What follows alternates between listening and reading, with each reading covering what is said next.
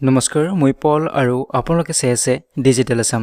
আজিৰ ভিডিঅ'টিত আমি আলোচনা কৰিম ফ্ৰেজেছ এণ্ড ইডিয়মছ সম্পৰ্কে ভিডিঅ'টিৰ আৰম্ভণিতে মই কেইটামান কথা ক'ব বিচাৰিম যিকোনো এক্সাম ক্ৰেক কৰিবলৈ হলে সিম্পলৰ পৰা কমপ্লেক্স সকলোবিলাক কথা জানিব লাগিব বা থৰলি জানিব লাগিব বেসিকৰ পৰা মাত্ৰ কেইটামান ভিডিঅ' চাই এটা এক্সাম ক্ৰেক কৰাটো সম্ভৱ নহয় গতিকে আপোনালোকে থৰলি ষ্টাডি কৰক আৰু মই এই ভিডিঅ'টিৰ জৰিয়তে আপোনালোকক জনাব বিচাৰিছো যে কেনে ধৰণৰ কোৱেশ্চনছ আহিব পাৰে ফ্ৰেজেছ এণ্ড ইডিয়মছৰ ওপৰত আৰু মই এইটো ক'ব বিচৰা নাই যে একেটা ফ্ৰেজেছ এণ্ড ইডিয়মছে আহিব এক্সামত গতিকে এনে ধৰণৰ ফ্ৰেজেছ এণ্ড ইডিয়মছসমূহ আহিব গতিকে আপোনালোকে এনে ধৰণৰ কোৱেশ্চনছসমূহ বা ফ্ৰেজেছ এণ্ড ইডিয়মছসমূহ আপোনালোকে চাব লাগিব যিখিনি একেবাৰে ইজি লেভেলৰ হয় সেইখিনি মই ইয়াতে লোৱা নাই কাৰণ ইমান ইজি লেভেলৰ কোৱেশ্চনছ নাহিব কিছু হাৰ্ড হ'ব এক্সাম গতিকে আপোনালোকে অলপ হাৰ্ড লেভেলৰ কোৱেশ্চনে চাব লাগিব সো আপোনালোকে ইয়াৰ পিডিএফ ফাইলটো পাব ইয়াত 30টা ফ্ৰেজেছ এণ্ড ইডিয়মছ লোৱা হৈছে আপোনালোকে 30টা ফ্ৰেজেছ এণ্ড ইডিয়মছ পিডিএফ ফাইলটো পাব লিংক ডেসক্ৰিপচন বক্সত দিয়া আছে তাত গৈ আপোনালোকে ডাউনলোড কৰি ল'ব পাৰিব সো আহক আৰম্ভ কৰিছো সো প্ৰথম কোৱেশ্চনটো হৈছে to turn over a new leaf so ইয়াৰ অৰ্থটো হৈছে to change the old habits and adopt new ones পুৰণি অভ্যাসসমূহ বাদ দি নতুন অভ্যাস গঢ় দিয়াকে কোৱা হয় to turn over a new leaf so new leaf মানে ইয়াতে নিউ হেবিটছৰ কথা কোৱা হৈছে সো নেক্সট হৈছে a snake in the grass ইয়াৰ অৰ্থটো হৈছে সিক্ৰেট অৰ হিডেন এনিমি যেনেদৰে ঘাঁহনিৰ সাপ লুকাই থাকিলে গম পোৱা নাযায় ঠিক তেনেদৰে আমাৰ জীৱনতো কিছু হিডেন এনিমি থাকে শত্ৰু থাকে যিবিলাক লুকাই থাকে গতিকে লুকাই থকা শত্ৰুক কোৱা হয় এ স্নেক ইন দা গ্ৰাছ 3 নম্বৰটো হৈছে হবসনছ চয়েস সো হবসন চয়েস মানে হৈছে একসেপ্ট অৰ লিভ দা অফাৰ সো আপোনাক এটা অফাৰ দিয়া হৈছে তাত আপোনাৰ ফ্ৰীডম আছে আপুনি হেতু একসেপ্ট কৰিব পাৰে বা হেতু আপুনি গ্ৰহণ কৰিব পাৰে বা ত্যাগ কৰিব পাৰে গতিকে তাক কোৱা হয় হবসন চয়েস বুলি এতিয়া এই 4 নম্বৰটো লৈ to keep the ball rolling ইয়াৰ অৰ্থটো হৈছে to keep the thing going so এই ইডিয়মছটো যিকোনো বাক্যৰ ক্ষেত্ৰত ইউজ হ'ব পাৰে সো ইয়াতে কেতিয়াবা কথা কৈ থকাৰ ক্ষেত্ৰতে ইউজ হ'ব পাৰে তেতিয়া হ'ব কোনোবা এজন মানুহে কথা কৈ আছে আৰু সেই কনভাৰসেচনটো চলি থকাটোক বুজাব to keep the ball rolling so বেলেগ বেলেগ ক্ষেত্ৰত এই ফ্ৰেজটো ব্যৱহাৰ হ'ব পাৰে সো ইয়াৰ অৰ্থটো হ'ব যি কাম চলি আছে সেই কামটো চলি থকাটোকে বা চলি থাকিবলৈ দিয়াটোকে বুজাব to keep the ball rolling ball এটা ৰোল হৈ আছে তাক ৰোল হৈ থাকিব দিয়াটোকে বুজোৱা হ'ব এতিয়া আছো 5 নম্বৰটো লৈ টু হেভ ব্ৰাছ উইথ আৰু ইয়াৰ অৰ্থ হৈছে to have a slight encounter মানে কাৰোবাৰ লগত সাধাৰণ মতভেদ হোৱাটো বা কাজিয়া লগাটোকে বুজোৱা হৈছে সো সাধাৰণ যদি কাৰোবাৰ লগত মতভেদ হয় তেতিয়া টু হেভ ব্ৰাছ উইথ বুলি ক'ব লাগিব সো এতিয়া আছো 6 নম্বৰটো লৈ at the 11th hour so ইয়াৰ অৰ্থ হৈছে at the last minute so একেবাৰে শেষত কোনো এটা কাম যদি হয় তেতিয়া আমি এট দা 11th hour ব্যৱহাৰ কৰো যে একেবাৰে শেষত লাষ্ট মুহূৰ্তত এটা গোল দিয়া হৈছিল সো তেতিয়া আমি এট দা 11th hour ব্যৱহাৰ কৰিব পাৰিম সো শেষ মুহূৰ্তত বুজায় সো নেক্সট আহিলো 7 নম্বৰলৈ থ্ৰু থিক এণ্ড থিন সো থ্ৰু থিক এণ্ড থিন মানে হৈছে through days of struggle so যিখিনি সময়ত আমাৰ ষ্ট্ৰাগল হয় বা বিপদ হৈ থাকে সেই সময়খিনিকে কোৱা হয় থ্ৰু থিক এণ্ড থিন বুলি সো 8 নম্বৰত আছে in a nutshell so in a nutshell মানে হৈছে in a simple and brief manner so সহজ সৰলভাৱে চমুকে সহজ শব্দৰ জৰিয়তে আমি যেতিয়া এক্সপ্ৰেছ কৰো কিবা এটা কথা তেতিয়া আমি ইন এ নাটশেল বুলি কোৱা হয় সো এতিয়া আছে 9 নম্বৰলৈকে hard of hearing so hard of hearing মানে হৈছে ডিফ কানেৰে নুহুনা বুজায় কানেৰে কম শুনা বুজায় সো এতিয়া আছে 10 নম্বৰলৈকে pulling someone's leg so pulling someone's leg কাৰোবাৰ ভৰি টানা সো ইয়াৰ অৰ্থটো হৈছে বি ফুলিং সামওয়ান কাৰোবাক জকোৱা কাৰোবাক মূৰ্খ সজোৱা এই ক্ষেত্ৰত ব্যৱহাৰ কৰা হয় পুলিং সামওয়ানস লেগ আমি কেতিয়াবা কওঁ ডোন্ট পুল মাই লেগ মোক জকাই নলবা এনে ধৰণৰ আমি কেতিয়াবা ইউজ কৰো এই ফ্ৰেজসমূহ সো এতিয়া আছো 11 নম্বৰলৈ all that glitters are not gold so জিলিকা সকলো বস্তুৱে হন নহয় আমি অসমীয়াত কওঁ ঠিক তেনেদৰে ইংলিছত কোৱা হয় all that glitters are not gold so things are not always as attractive as they appear so সকলোবিলাক জিলিকা বস্তু বা আকৰ্ষণীয় বস্তু ভাল নহব পাৰে সেই কথাটোৱে বুজোৱা হয়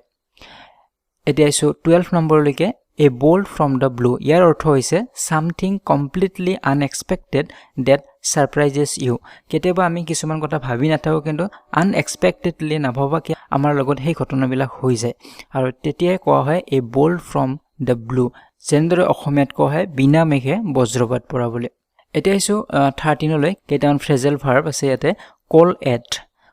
at এই ফ্ৰেজেল ভাৰ্বটোৰ অৰ্থ হৈছে visit to come to meet so কেতিয়াবা কাৰোবাক লগ কৰাৰ বাবে যেতিয়া অহা হয় তেতিয়া আমি কল এট বুলি কোৱা হয় বা কাৰোবাক যেতিয়া মাতা হয় কাৰোবাক লগ কৰাৰ বাবে তেতিয়া আমি কল এট ব্যৱহাৰ কৰোঁ আৰু এইটো ভিজিট কৰাৰ ক্ষেত্ৰত কৰবাত যোৱাৰ ক্ষেত্ৰত বা অহাৰ ক্ষেত্ৰত আমি ব্যৱহাৰ কৰোঁ তাৰ পিছত 14 নম্বৰ আছে কল আউট এই ফ্ৰেজেল ভাৰ্বটো আমি ব্যৱহাৰ কৰোঁ টু শাউট আমি কেতিয়াবা চিঞৰি কোৱাৰ বাবে চিঞৰি মাতাৰ বাবে আমি কল আউট ব্যৱহাৰ কৰোঁ সো কাৰোবাক যদি চিঞৰি মাতাটোক বুজাবলৈ কল আউট বা আটাৰ সাডেনলি হঠাতে কাৰোবাৰ নাম লোৱাৰ ক্ষেত্ৰতো কল আউট ব্যৱহাৰ কৰা হয় নেক্সট কল আপন সো কল আপনটোৱে অৰ্ডাৰ বুজায় যেনে ইয়াতে এটা এক্সাম্পল দিয়া হৈছে you will be called upon in the court to give evidence আপোনাক কোৰ্টত মাতা হ'ব এভিডেন্সৰ বাবে বা প্ৰমাণপত্ৰ বা সাক্ষী দিয়াৰ বাবে গতিকে ইয়াতে অৰ্ডাৰ বুজোৱা হৈছে কোৰ্টৰ পৰা এইটো অৰ্ডাৰ আছে বাই অৰ্ডাৰ আপোনাক মাতা হৈছে গতিকে এই অৰ্ডাৰৰ ক্ষেত্ৰত আমি কল আপন ব্যৱহাৰ কৰিব পাৰোঁ এতিয়া হৈছে কল ইনৰ অৰ্থ হৈছে to get someone to come and do a job কাৰোবাক আমি মাতা আৰু কাম এটা কৰাৰ বাবে আমি যেতিয়া মাতিম তেতিয়া কল ইন হ'ব যেনে ধৰক ঘৰত পানীৰ পাইপ কিবা বেয়া হৈছে তেতিয়া প্লাম্বাৰক মাতিব লাগে so call in a plumber doctor মাতিবলে call in a doctor so কাৰোবাক মাতা কিবা এটা কাম কৰাৰ বাবে তেতিয়া আমি কল ইন ব্যৱহাৰ কৰোঁ সো নেক্সট হৈছে কল অফৰ অৰ্থ হৈছে কেনসেল কৰা বা শেষ কৰা সো কেতিয়াবা কেনসেল বুজাব কেতিয়াবা শেষ বুজাব যেনে দে কল্ড অফ देयर ষ্ট্ৰাইক যে তেওঁলোকৰ ষ্ট্ৰাইক কেনসেল কৰিলে বা শেষ কৰিলে সো তেতিয়া আমি কল্ড অফ ব্যৱহাৰ কৰিব পাৰোঁ সো নেক্সট কল অন মানেও মাতা হয় কিন্তু হেল্পৰ বাবে যেতিয়া আমি মাতিম কিবা আমি বিপদত পৰে যেতিয়া সহায় বিচাৰো তেতিয়া আমি কল অন ব্যৱহাৰ কৰোঁ কিবা কাম কৰাৰ বাবে নহয় ইয়াতে কল ইন মানে কিবা এটা কাম কৰাৰ বাবে যেতিয়া মাতো আৰু কল অন মানে যেতিয়া সহায়ৰ বাবে আমি মাতো তেতিয়া কোৱা হয় কল অন বুলি সো এতিয়া আইছো 19 নম্বৰলৈ give cold shoulder so give cold shoulder মানে হৈছে টু ইগনোৰ সো কাৰোবাক আমি ইগনোৰ কৰাটোকে বুজায় গিভ কোল্ড সোলজাৰ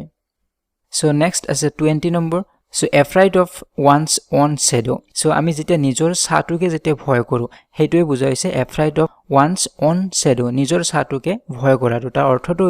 হৈছে টু বিকাম ইজিলি ফ্ৰাইটেন্ড যে আমি সহজতে ভয় খোৱা যেটো স্বভাৱ থাকে মানুহৰ সেই স্বভাৱটোকে বুজোৱা হয় এফ্ৰাইড অফ ওয়ান্স অন শ্যাডো বহুত মানুহ আছে এনেকুৱা যে অতি সহজতে ভয় কৰে কিবা এটা শব্দ শুনিলেও ভয় কৰে গতিকে অতি সহজতে যিবিলাকে ভয় কৰে তাক বুজোৱাৰ বাবে এফ্ৰাইড অফ ওয়ান্স অন শ্যাডো বুলি লিখিব পাৰি এটা আছে 21 নম্বৰলৈকে এ birds eye view so birds eye view লাইনটো পঢ়িলে তাৰ অৰ্থটো ওলালে আমি বুজি পাম সো যেতিয়া চৰাইবিলাক ওপৰ উৰি থাকে ওপৰৰ পৰা যদি আমি তলত চাওঁ গোটেই এৰিয়াল ভিউ এটা দেখাব যেনেদৰে ড্ৰোনৰ পৰা শ্বুট কৰিলে আমি গোটেই বহুত এটা বহল বিশাল এৰিয়া আমি দেখা পাওঁ ওপৰৰ পৰা সেইটোকে বুজোৱা হৈছে a view from a very high place বহুত ওখ ঠাইৰ পৰা আমি যেতিয়া ভিউ চাওঁ ওপৰৰ পৰা চোৱা যায় আৰু that allows you to see a very large area আৰু ওপৰৰ পৰা চালে আমি বহুত বিশাল এৰিয়া এটা গোটেই টাউনখন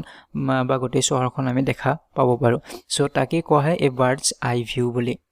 so next 22 number let the cat out of the bag ইয়াৰ অৰ্থ হৈছে to reveal the secret carelessly or by mistake so আমি কেতিয়াবা কিছুমান সিক্ৰেট আমাৰ মাজত থাকে কিন্তু ভুলবশতঃ এই সিক্ৰেট বিলাক বাহিৰত ওলাই যায় সো আমি ইচ্ছাকৃতভাৱে নহয় অনিচ্ছাকৃতভাৱে কেতিয়াবা কিছুমান সিক্ৰেট আমাৰ প্ৰকাশ পাই যায় গতিকে হেতু বুজাৰ ক্ষেত্ৰত let the cat out of the bag বুলি কোৱা হয় দেইছো 23 নম্বৰলৈকে to beat about the bus মানে হৈছে talk irrelevantly so কেতিয়াবা কিবা এটা টপিকত যেতিয়া ডিসকাশন চলি থাকে যদি কোনোবাই আউট অফ দা টপিক আলোচনা কৰে বা সেই টপিকটোৰ লগত ৰিলেটেড নোহোৱা কথা কিছুমান কৈ থাকে তাকে কোৱা হৈছে irrelevant এই irrelevant বা সেই টপিকটোৰ লগত জড়িত নোহোৱা কথা কৈ থকাটোকে কোৱা হয় to beat about the bus বুলি মানে irrelevant কথা কৈ থকাটোকে কোৱা হয় so এতিয়া আছে 24 লৈকে a hard nut to crack so ইয়াৰ অৰ্থ হৈছে এ ডিফিকাল্ট প্ৰবলেম যেতিয়া কোনোবা মানুহ এজন ডিফিকাল্ট প্ৰবলেম বহুত টান বিপদত পৰিছে তেতিয়া a hard nut to crack বুলি কোৱা হয় next 25 with flying colours so with flying colours মানে যেতিয়া আমি গ্ৰেট সাকসেস হম হাইলি সাকসেসফুল হও কিবা বিজয় লাভ কৰি আইছো যিকোনো কামত তেতিয়া আমি উইথ ফ্লাইং কালাৰ্স বুলি ক'ব পাৰো সো এখন খেল জিকি হোৱাৰ ক্ষেত্ৰত হ'ব পাৰে ইলেকশন জিকি হোৱাৰ ক্ষেত্ৰত হ'ব পাৰে যুদ্ধ এখন জিকি হোৱাৰ ক্ষেত্ৰত হ'ব পাৰে সো উইথ ফ্লাইং কালাৰ্স মানে উইথ সাকসেস এটা আছে 26 লৈকে টু হিট দা জ্যাকপট মানে হৈছে to get N unexpected victory so কেতিয়াবা আমি বিজয় লাভ কৰিম বুলি বা কিবা এটা পাম বুলি এক্সপেক্ট নকৰো যদি আনএক্সপেক্টেডলি আমি পাই যাও তেতিয়া আমি কি বুলি কোৱা হয় to hit the jackpot next 27 number a ladies man So a ladies man অৰ্থ হৈছে a lover of women company. So কিছুমান পুৰুষ আছে যিবিলাকে ওমেনৰ লগত থাকে মহিলাৰ লগত থাকে মহিলাৰ সংগত থাকে বেছি ভাল পায় so হে তেনেকুৱা ধৰণৰ মানুহক কোৱা হয় a ladies man বুলি যিবিলাকে মহিলাৰ কোম্পানী বা ওমেন কোম্পানী ভাল পায় so next 28 number to be rolling in money so ইয়াৰ অৰ্থ হৈছে very rich so next is 29 die in harness ইয়াৰ অৰ্থ হৈছে die while still working so এজন সবল মানুহ যাৰ এতিয়াও মৃত্যু হোৱাৰ বয়স হোৱা নাছিলে তেনেকুৱা এজন ব্যক্তি কাম কৰি থকা অৱস্থাতে বা তেওঁ সুস্থ সবল হৈ থকা অৱস্থাতে যদি মৃত্যু হয় তেতিয়া সেই ক্ষেত্ৰত কোৱা হয় die in harness বুলি so যেটো natural death নহয় so next আমাৰ যেটো last আছে হেটো হৈছে under his thumb so under his thumb মানে হৈছে under his control যেতিয়া আমি কেতিয়াবা ক'ব পাৰো যে এই কামটো তেওঁৰ কন্ট্ৰোলত আছে so under his control তাক আমি under his control বুলি নকৈ under his thumb বুলিও ক'ব পাৰো so নিশ্চয় আপোনালোকে গম পাইছে যে কেনে ধৰণৰ phrases and idioms আহিব পাৰে আপোনালোকে এইবিলাক চাব লাগিব আৰু ডিটেইলছত চাব লাগিব জাস্ট 30 idioms and phrases চালে আপোনালোকৰ নহব আৰু বেছি চাব লাগিব এনেকুৱা ধৰণৰ so আপোনালোকে pdf ফাইলটো ডাউনলোড কৰি ল'ব পাৰে লিংক ডেসক্ৰিপচন বক্সত দিয়া আছে so if you have any queries you can ask me so thanks for watching bye bye